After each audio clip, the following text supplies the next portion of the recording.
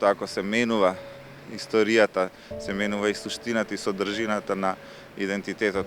Димитар Ковачевски и Бујар Османи со француско-бугарско покровителство тргнаа да ја градат Македонија како еден само обичен политички продукт, рушејќи го македонскиот национален идентитет, едниот со преговорите со Петков, другиот со подписот во Софија на прифатениот француски предлог. Насмевките на Османи и Генчовска во Софија според историчарите се славење на бугарската победа, а македонскиот пораз, понизност од Илинденски и прифаќањето бугарските историски услови да станат услови на Европската унија се еден голем пораз за Македонија, вели залф историчарот Митко Панов. Македонската држава ќе биде и нација ќе биде сведена на еден политички продукт на политичките договори меѓу со Бугарија и со Грција, односно дека е еден современ продукт кој што има потреба да се редефинира и во историска смисла. Значи, она што постојано се апострофира дека македонскиот јазик, македонскиот идентитет се чисти или како беше сочувани, апсолутно не кореспондира со реалноста.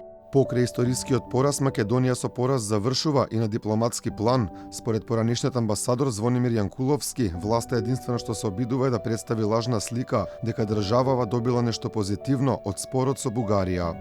Матрикс дипломатија која во основа треба да ја разубави таа виртуелна реалност која ни ја представува власт, односно која дипломатијата се обидува да ни објасни дека ова што ни се случува е секако во корист на нас и тоа е реалност, а не илузија, напротив, живееме токму во илузиите на политиката на власта во смисла на надворешно политичките порази кои ги доживуваме во последниве години, вклучувајќи го, ако сакате, и Преспанскиот договор.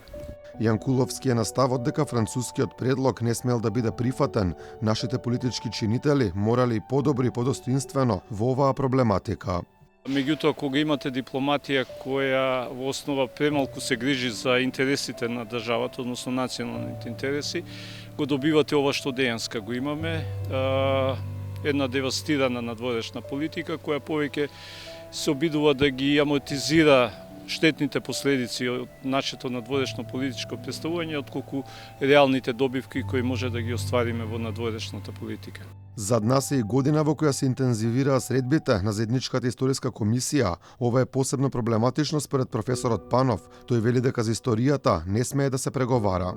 За историјата воопшто не смее да се преговара, не би требало да се преговара, особено доколку станува збор за суверена земја, суверена држава, независна држава, која што има меѓународно право апсолутно на сопствен национален наратив и не смее во никој случај да биде условувана особено што условувањата би биле доведувани во контекст на евроинтеграциите.